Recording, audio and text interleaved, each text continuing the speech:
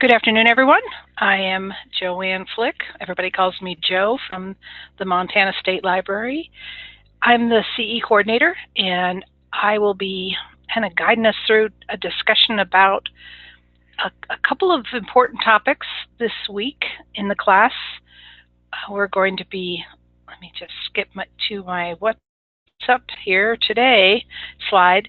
We're going to be looking at the 3 ways to identify central tendency. And some of this stuff is just revisiting middle school math for you, but maybe in a little bit of a different context. And you might want to take a few notes, and I'll certainly be looking for some of your input in the chat box. You can also leave your microphone open and just respond with your voice if you prefer, but I'm always willing to take your responses in the chat box if that works out better for you. And I do read most of those responses because the recording doesn't capture the chat box in GoToTraining. So people watching the recording kind of need to know what was put in the chat box, so I just reiterate it. So that explains that.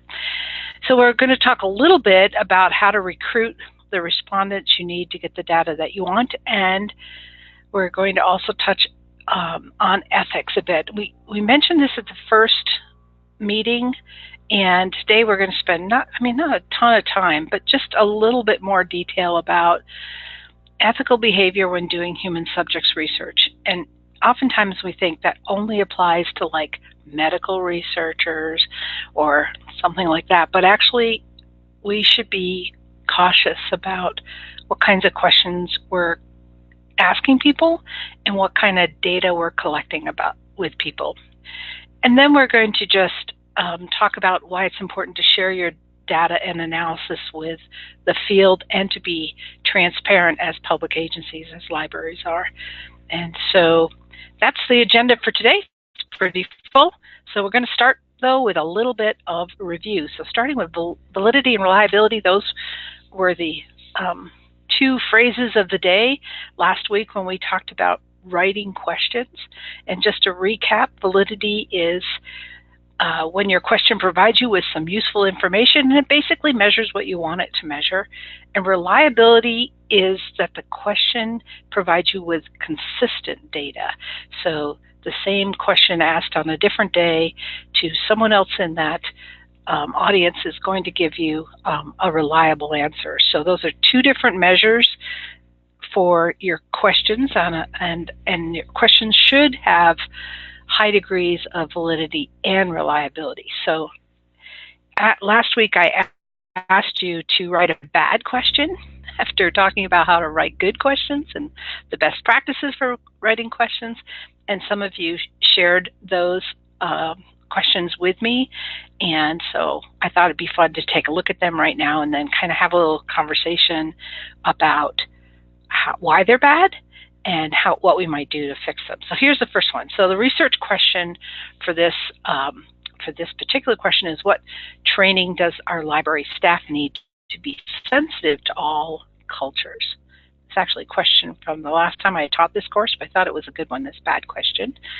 So the homework was write a really bad question. Here it is. Was the library staff sensitive to you and your family's cultural needs while you visited the library? And did you find materials related to your culture on your visit? Yes or no? If you answered no, please explain. So looking at this question and trying not too hard to chuckle, now that you know what you know, what do you think's wrong with it?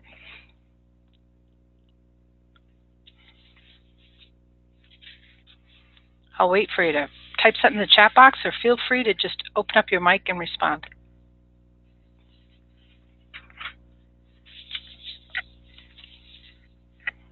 Is it because it's racially or culturally motivated? You know, I think that, given that the research question was, what training does our library staff need to be sensitive to all cultures? That's okay. I think there's a lot more kind of bigger problems with this question, like it's got, you could just say yes or no and be done. So you wouldn't really get the information you need. I mean, if related to the research question, asking them whether the library staff was sensitive and did you find materials for your to your culture seem to be covering two different areas too. So somebody could answer yes if they found the materials, but maybe the staff wasn't. And I also think it's not very clear. What does that mean? Was the staff sensitive to you? And is a questionnaire an appropriate place to ask that question? That's clear. What about anybody else? Let's see. Oh, so many questions in one. Yes, Karen, exactly. You really need to break out your questions so that each one can be individually answered. That makes it unreliable. Anytime you have these ands or ors in a question, it's a problem. A conjunction in a question is a problem. And of course, they have a yes and no. I wanted to point out this one other thing that's kind of curious about this question. This really short little spot at the end for you to explain. I mean, can you imagine if you had a situation where you walked into a library and you did have a problem with your family's cultural needs being met? There was a problem with that, and you were asked to explain it in, 3 words. I mean, that's a really unreliable structure for the question. No one can really answer. I mean, they'd have to kind of open up another piece of paper and get that. Let's see, another comment in the chat box. It's not really a question. It's more of a passing on to the respondent the responsibility for figuring out what the question is. That is so true. That's a really good analysis of it. So many questions.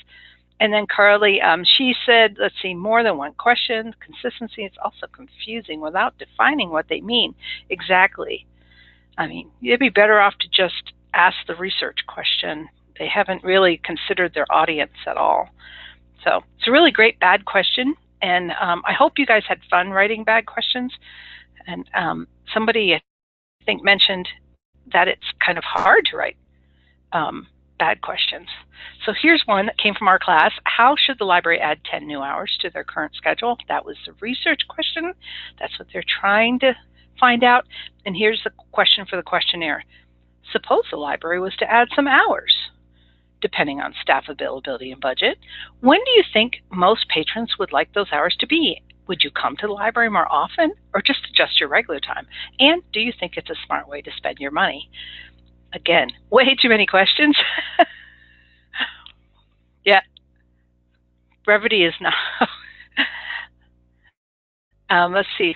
So comments in the chat box on this question. What do you think about it? A lot of questions, but what about think again about the validity and the reliability. Why is it not valid?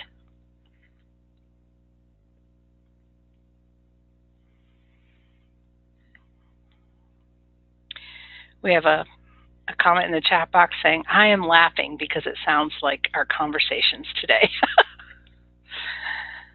Sometimes, yeah, you work in a school library, and I'm sure students hit you with like this all the time, rapid fire questions.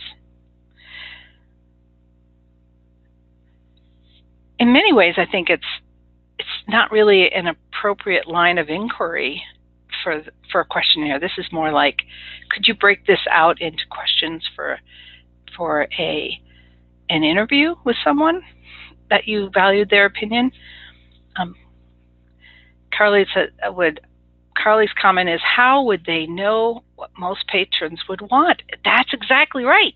You're asking them to kind of like give you an opinion about.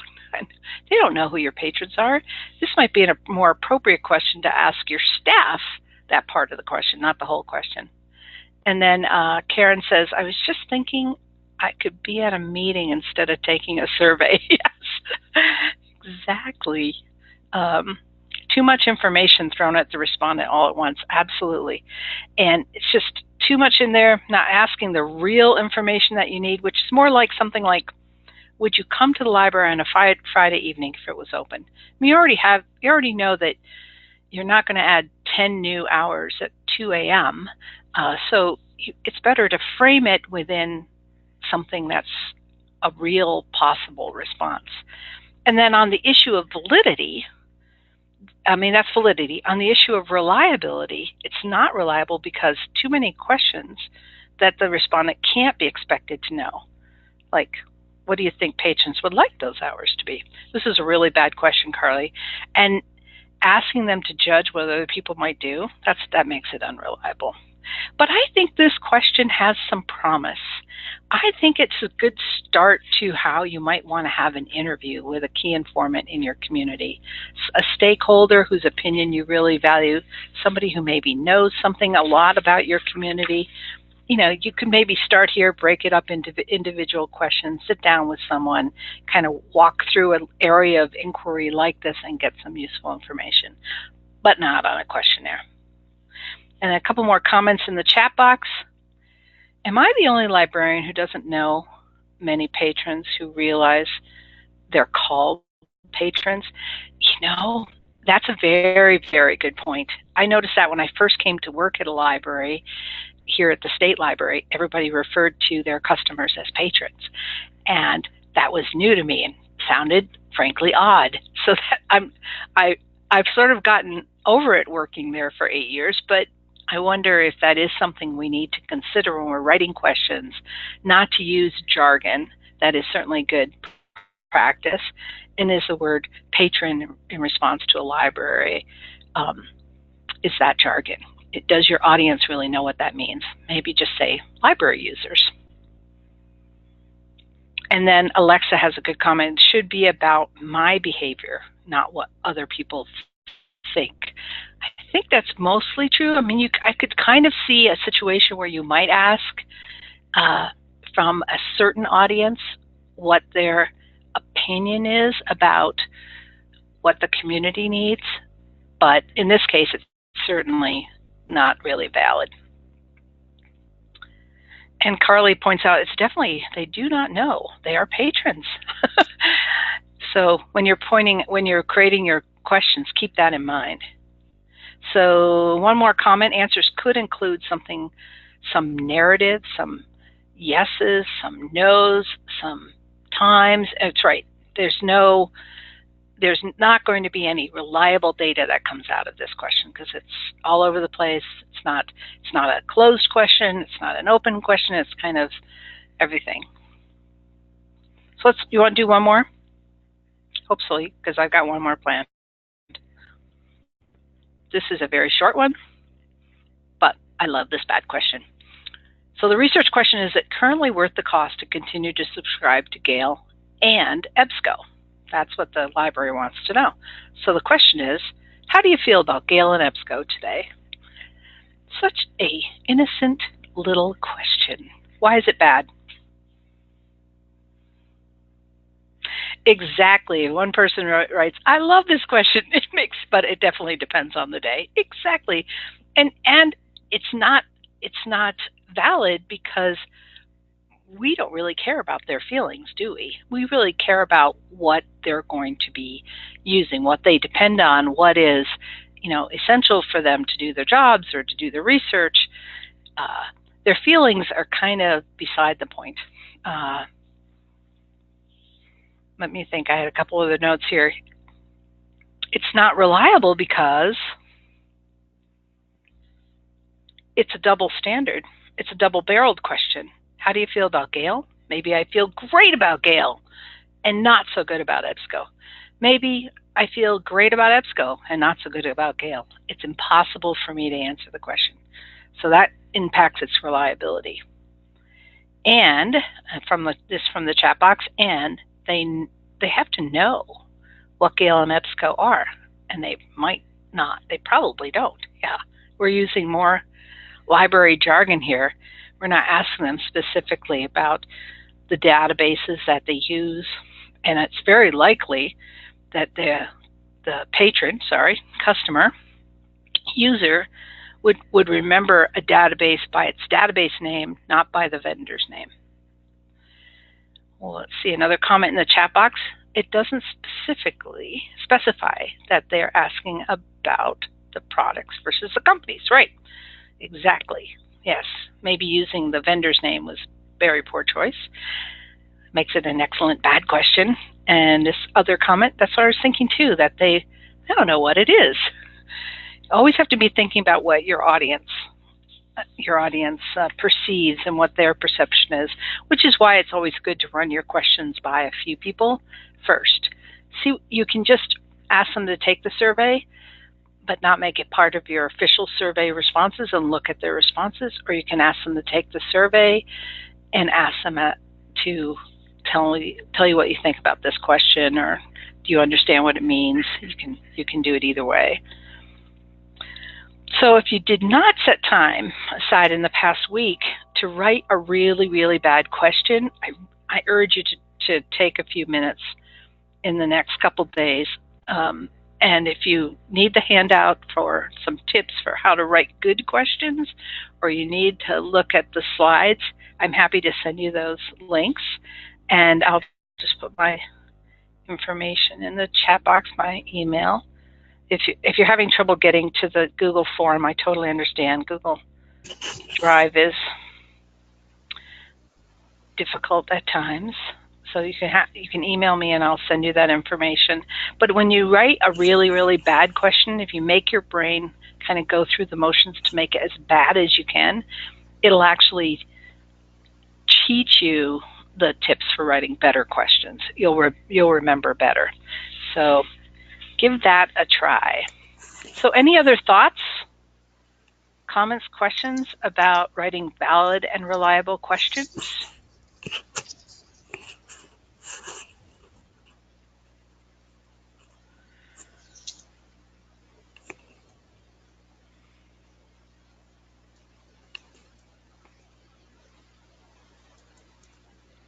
Okay, well, as you are designing your surveys, you need to be thinking about how you want to analyze the data. So you really need to be thinking about that up front. We write the research question, that should be a good guide for you. But we often just look for the average in responses, and that may not be the best way to think about central tendency. So we're going to kind of look at the three measures of central tendency, talk a little bit about them.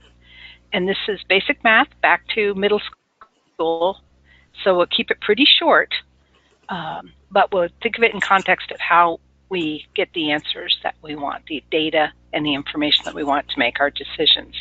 Okay?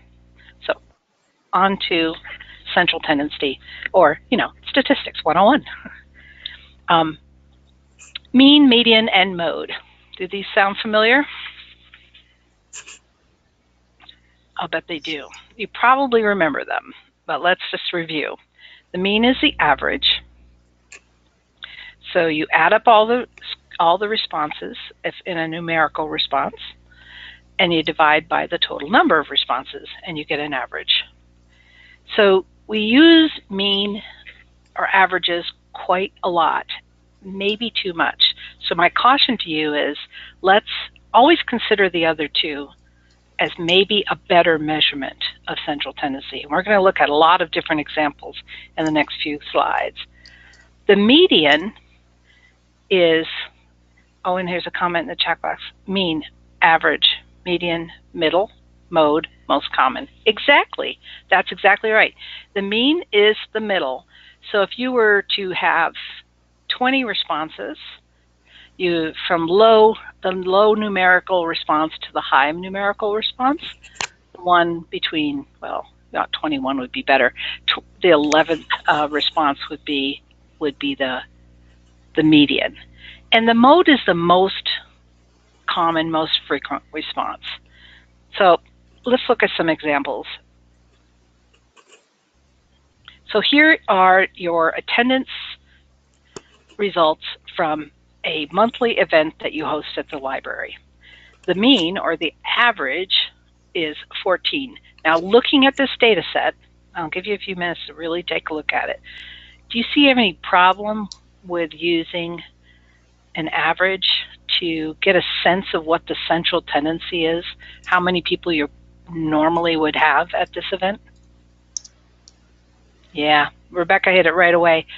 One of December, 4th in line here, you had 0 attendance.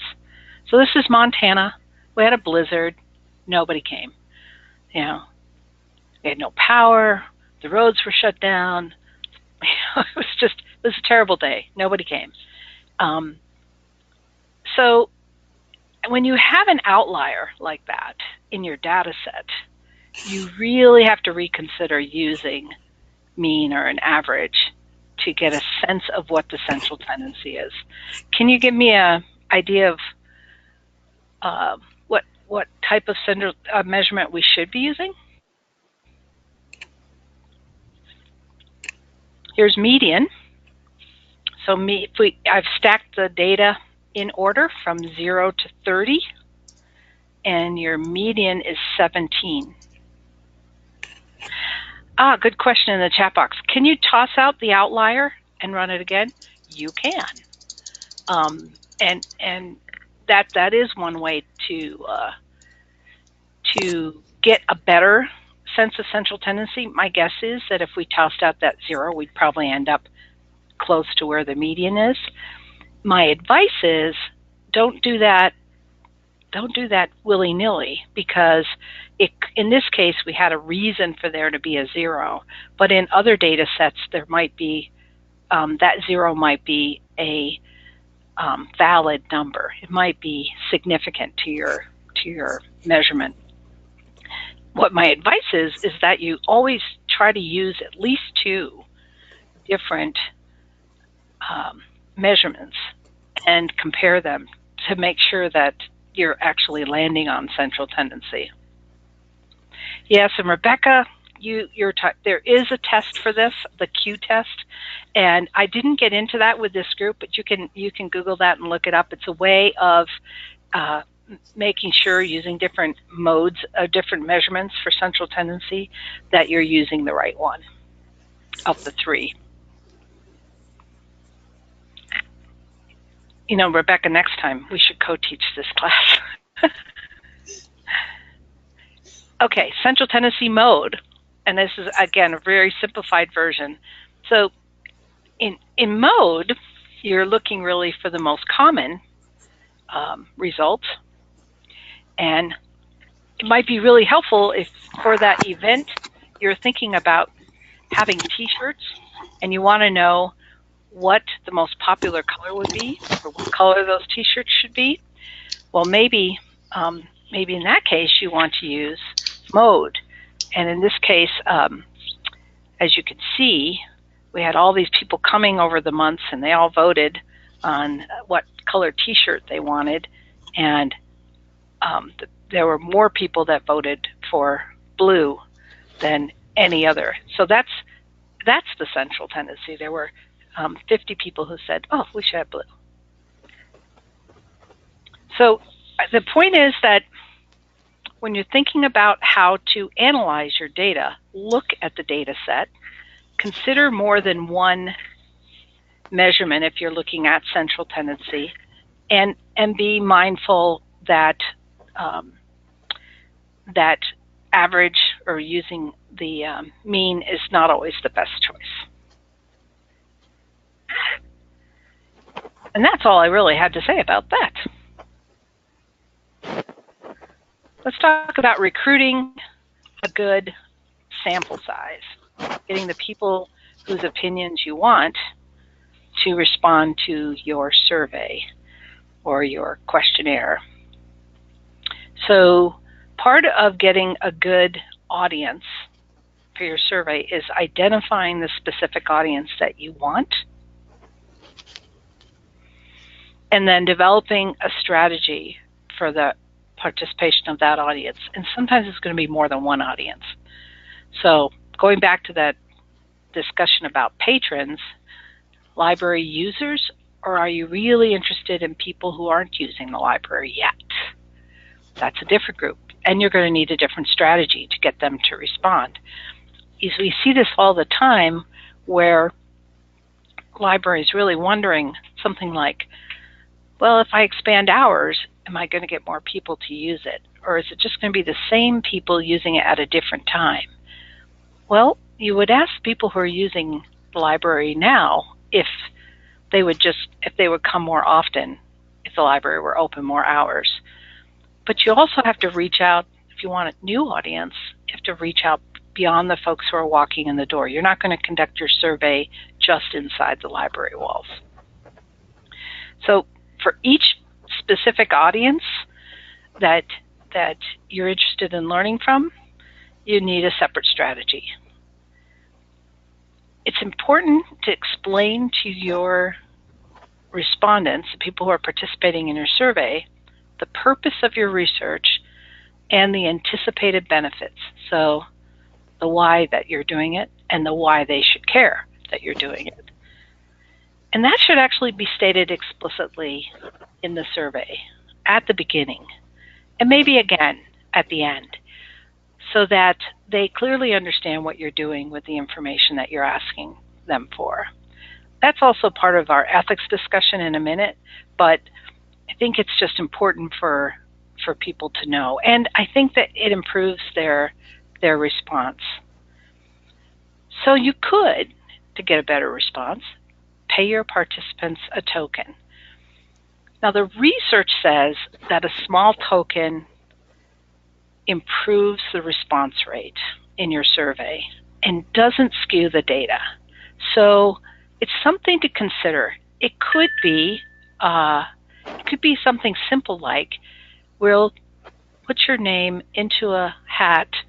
If you let us know you completed the survey, or if you just go over here and complete and fill out that survey and put it in the box, I'll take your name, we'll put it in the box in a little hat, and we'll pull your name, and maybe you'll win, a gift certificate. See a comment from Donna. You also want to know whether people don't come to the library simply because of the hours. Oh, right. So we're going back to getting the right audience. You will have to reach outside the audience to find out why people don't come for that particular reason in that particular context. Thanks, Donna. I'm sorry, every once in a while it takes people a little bit of time to write in the chat box, but I don't want the recording to be left without the knowledge of the folks who do write. So I might go back now and then. So think about the possibility of you complete the survey, you get a crisp $5 bill. That would add up really fast, but depending on what you're surveying, you might want to think about a token. Like I said, the research shows that your response rate will grow with a token. Have you ever gotten a survey in the mail and they send it to you with a dollar bill, and then you feel kind of like you really got to fill out the survey? So you might think about that. Set a target, monitor, and adjust. What I'm meaning there is, have an idea of how many people you'd like to have respond to your survey. Monitor that as it comes in, and notice, are you getting enough data? Do you really need to push to reach that total, or do you have enough to make a decision? And then know when enough is enough. And that just means that you're reviewing your data as it's coming in. You don't have to wait until the survey period is over to make a decision.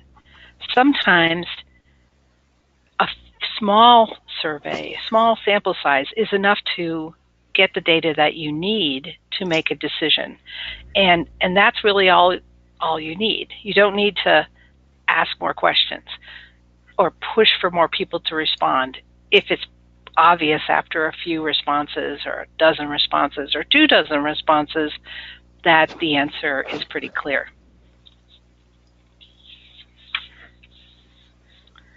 So that's just a little bit of advice on recruiting, but I bet you guys have some suggestions or ideas about it as well. So comment from the chat box from Margaret. I agree. At the book fair, we wanted attendance so we got the kids to vote for their favorite book between 3 books, and we had the best sales. If a child voted for the winning book, they got a free book. So it's just a way to get people engaged.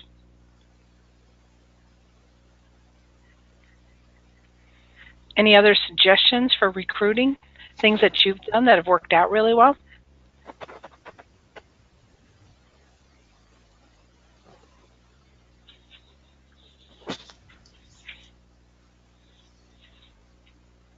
Food. There you go. There's that token again. Yes, we'd like your input on this. That's good. Next week when we talk about focus groups and interviews, I'm going to suggest that you do have snacks. I really think it's important that you make people feel like their time is valuable to you and you're willing to give them something back for it. Good suggestion. So on to ethics. We rarely think of our questions at the library. Oh, one more comment. I want to get to this one before we get on to ethics. I interpreted enough is enough a little differently before you explained. I've definitely been in the situation where people are rushed or irritated and I'm not getting good data and just making things worse. And I've learned to let it go. That is actually another good example of enough is enough. People do get survey fatigue. Your group may not see the benefit in completing this survey or might not think it's important enough, and you're not going to get good data. So wait or find another way to get the information that you need. And that's a nice segue, thank you, into talking about ethics in some ways, because part of what we have to do as we're thinking about our position and asking people for information is conduct ourselves in a way that's respectful, that gains the public trust, that's transparent, and that we can really feel like we haven't either burdened our community or overly inconvenienced them. It's for a good purpose. So keeping that in mind, it's hard to think of a question that we'd put on a library survey or questionnaire that would be unethical.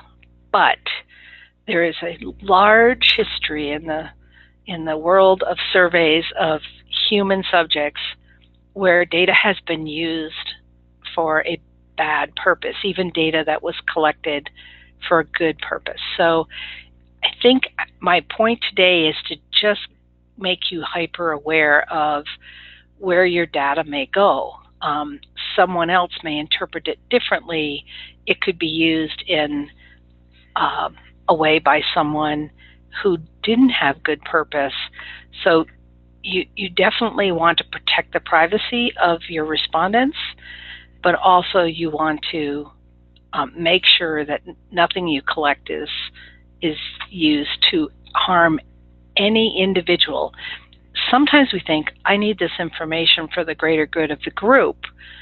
So I'm going to ask all of these people in this group to respond, but the people in that group, one individual in that group might find it harmful or uncomfortable or difficult. I think you just need to keep in mind that individuals have a right to their own privacy, and that's more important than any data needs you had. Another part of ethics is not surveying if you already know the answer to a question, or you can get that answer some other way, like you can read an article about something to discover what you need to know. That a well-researched, vetted, peer-reviewed article.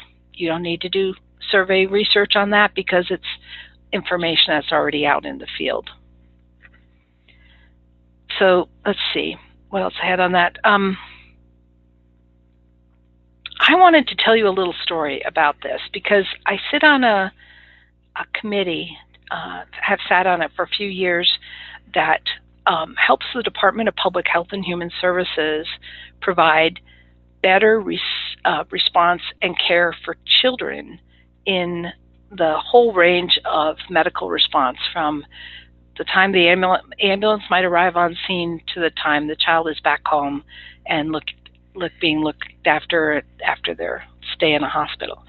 And so this particular group was talking about emergency room visits and some data that they had that they were looking at from basically Medicaid records about why kids show up at the emergency rooms in Montana. And up came the question of, well, it seems like some of these reasons kids come to the emergency room are things that they ought to probably be seeing just their doctor for, or it ought to be taken care of by the school nurse or something. And so the group was wondering about whether or not the Department of Public Health and Human Services could perhaps ask emergency room intake forms to include something that basically asked why they didn't go someplace else. And there was an inherent bias in that question, because some parents could be really offended by that. Some parents might view that as a judgment on them. That if you ask, why didn't you go to your personal doctor? Maybe they don't have a personal doctor. Maybe there could be any number of reasons, but they might view that as a judgment. And someone in the room popped up and said, what if a parent was asked that question and viewed it as a judgment, and the next time one of their children got sick, they didn't go to the emergency room and something worse happened? And we all sat back and said, yeah, we don't need to do that. We don't need to add this. And then someone else in the room said, it's already a burden in hospitals. It takes 20 minutes to do the intake form with parents when they come into the emergency room. Do we really want to add any more questions? And so we all sat back, and what seemed like a very harmless area of inquiry, it was suddenly quite clear that there was potential for harm, and that it wasn't probably necessary. We know a lot of the reasons why parents go to emergency rooms instead of going to their doctors. They don't have any health insurance, but they know the emergency room, that they can show up at the emergency room and they'll get treated. And if they get billed, they'll just ignore the bill. And if at a doctor's office, that might be more personal and difficult to do. There could be any number of other reasons. But my point is that that's just a story about how you can kind of be thinking you're heading down the right path for the greater good, but actually create a question that harms individuals. So be mindful of that. And I don't know, do any of you guys have experiences or stories about surveys or questions you may have been involved with that could cause harm? I think you have to be specifically very concerned about this if you're dealing with a special population in your community, an ethnic population, a specific culture, a specific economic group, any of those populations that you may very much want to serve, but a survey question directed toward them could be perceived as sort of singling people out or being harmful. So to stay on the right side of ethics, here are just a few things to keep in mind. So know your purpose when you're constructing the survey, and state that on the first page of the survey. Here's why we are doing this. This is what we hope to accomplish. This is the purpose of the survey.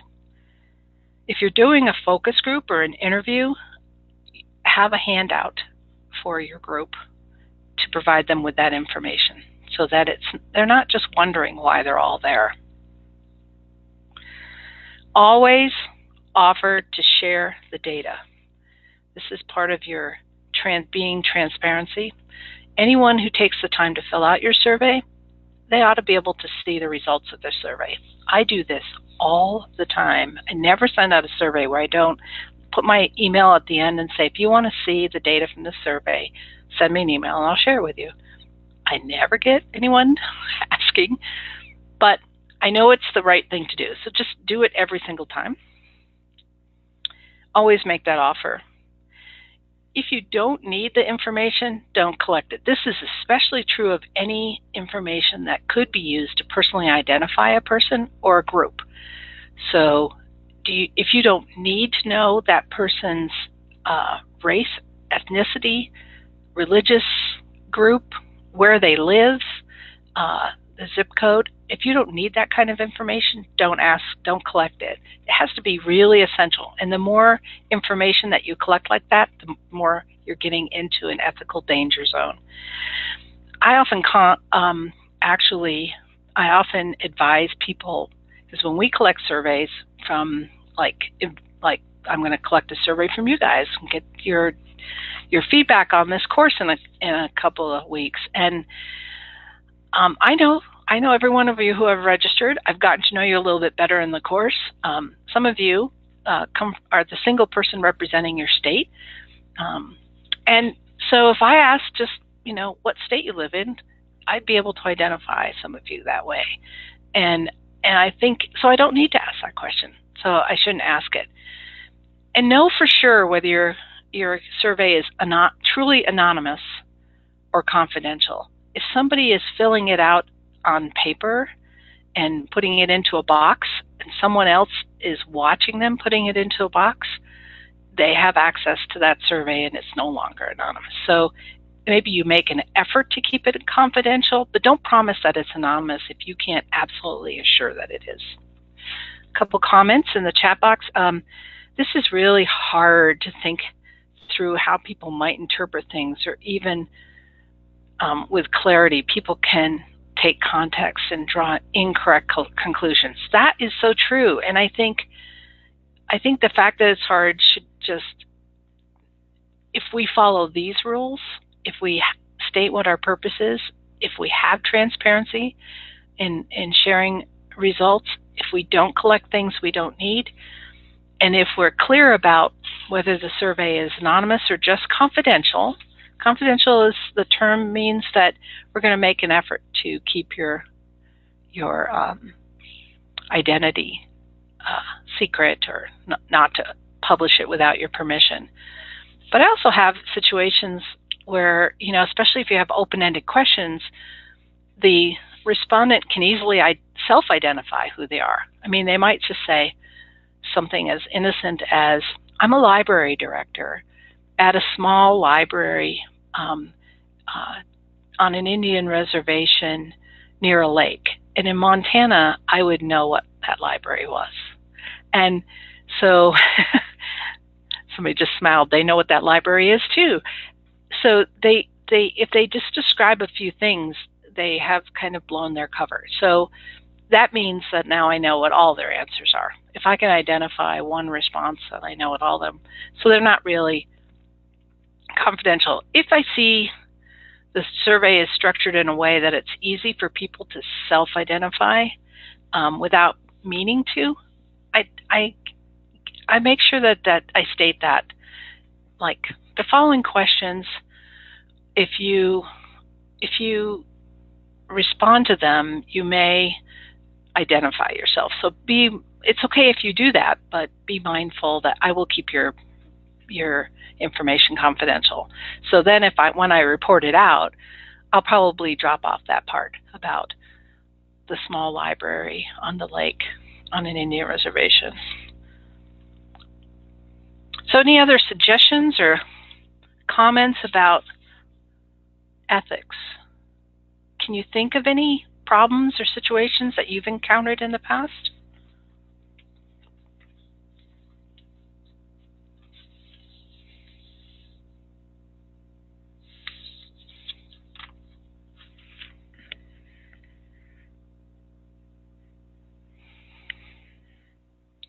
Oh, I might get done a little early today. So this last slide is just to encourage you to share what you know and what you learn and your research. This will help us all out to do a better job at collecting data.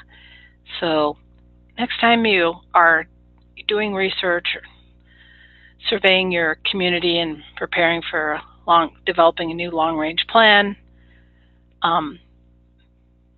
make sure that you put that together and share a report with your colleagues, with your board, with your community, with your other librarians. Show up at the next regional meeting or annual conference and do a report on your data. I think those are some of the most fascinating trainings I go to is when people share what they've learned so that we all get to learn. You can always contact your state library CE coordinator like me and say, hey, so I just did this research. Do you think it's anything somebody would be interested in learning about? And I'd be happy to work with you to share it. I think being transparent is also, it's part of how we stay ethical, but it's also how we all kind of grow our learning community. So this is a lantern. I'm going to use a biblical reference here. Don't put your lantern under a bushel basket. Hang it up where it shines light everywhere. And for Margaret, for me, this was helpful. Our school is getting ready for a strategic plan, and this will benefit. Yes, I think when you are out there working on strategic plan, you're starting to collect data. Maybe collect the data that you already have first. Figure out then what the gaps are with what you need to know, and then collect new data only as you need it. So I do not have homework for you this time. But I do have a little quiz. So if you've got your smartphones or a tablet nearby, I've got a Kahoot for us. Oops, let's see, it's right here. Let's get this full screen for us. Your phone is dying. You may just have to play along, Abby. All right. Let me do this. Now let me just sort of preface this. This is really more of a survey than a quiz. There's not really a right answer on each of these. So I want you to just kind of give me your sense of what the best way. So we're going to talk about the three central tendencies. So your job now is to go to kahoot.it, and then enter this game pin. There's Abby. Hopefully your phone will hang out. Alexa. Waiting for a couple more people. It's no fun to do this with just two. Becky and Karen. Okay, good enough. Let's start. You have 20 seconds on these questions, so don't delay.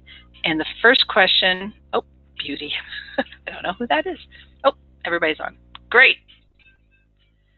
So we're going to give you a quick little question about a sort of area of inquiry, and you're going to tell me what method measurement of central tendency would be most appropriate. So how many checkouts of a certain author's book per month you typically get? Would it be mean, median, mode? Quick. Only 2 of you got in time. You got to move really fast. So one person said, let's talk about this for a second. One person said mode. Oh, I see. Beauty must be Margaret's horse. That's what she wrote on there.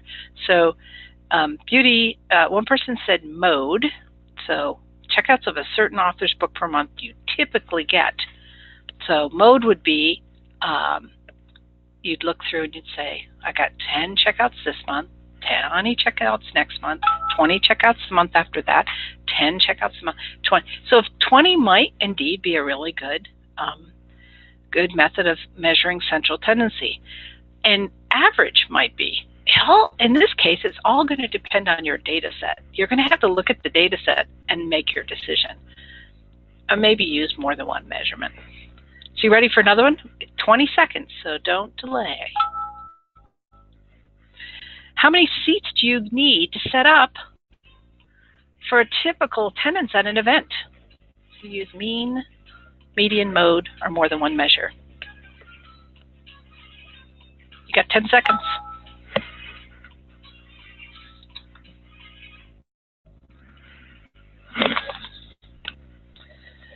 Oh, you all put more than one measurement. And so I'd like to know what maybe your thoughts are about that, but I'm guessing that you're going, well, it all depends on the data set. Yes. So you measure it.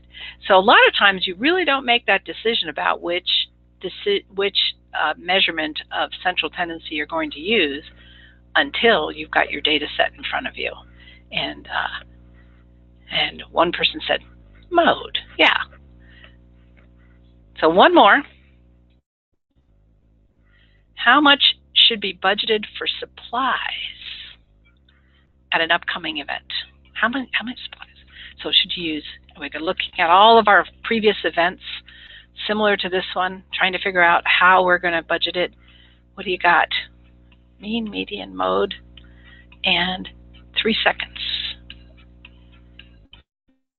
And 4 people were answered, and I thought that mean would be the one, and I think it might, or mode might be the one. Again, it's going to depend on the data set, right? And it depends on the event, right? You can always take away or add more. Yes, that's true. With seats, that's true. Not so hard. A little harder with supplies and budgeting. But you guys all do budgets, and you have to try to figure out a way to predict what you're going to spend. So that's just some ideas to kind of look at this. Yeah, it's definitely harder with money, and you don't want to have too much money set aside. And in some cases, it's okay to have too much money because you've got another event coming up and you could spend it there instead.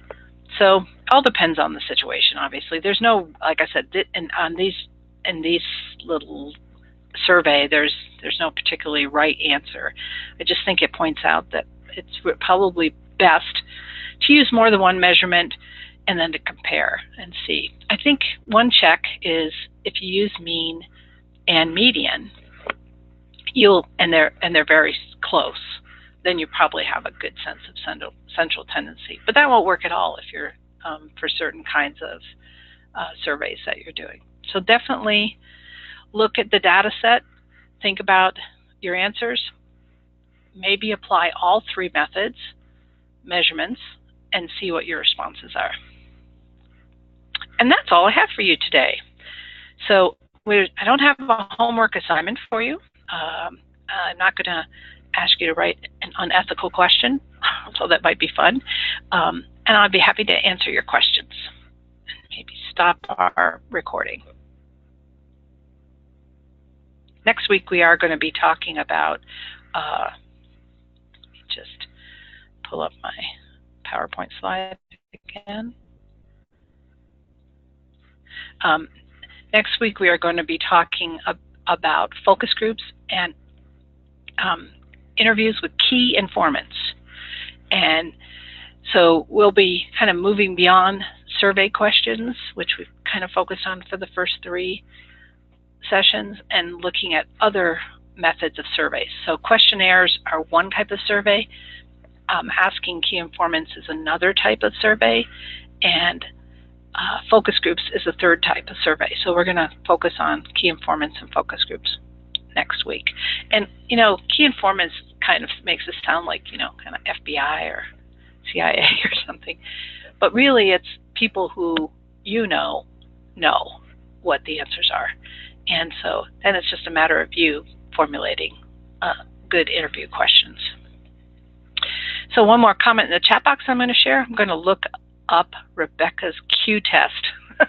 Yes, thanks Rebecca for sharing that. And I hope everybody has a really good rest of the week. Enjoy spring. Started today. Bye everybody.